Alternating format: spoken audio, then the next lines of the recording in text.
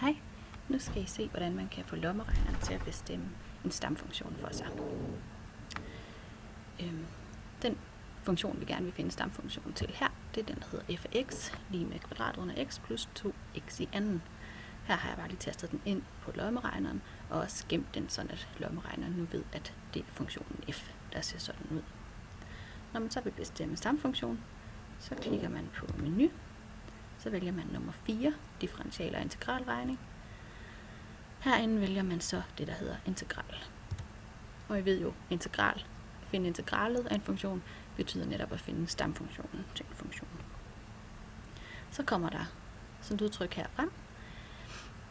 De integraler, vi har arbejdet med indtil nu, er sådan nogle ubestemte integraler, og det betyder, at i de to felter her og her skal man ikke skrive noget endnu.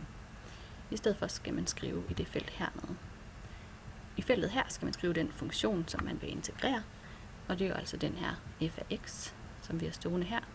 Så den kan man taste ind, eller man kan bare skrive f af x, hvis man har bedt lommeregneren om at huske, at f ser sådan her ud.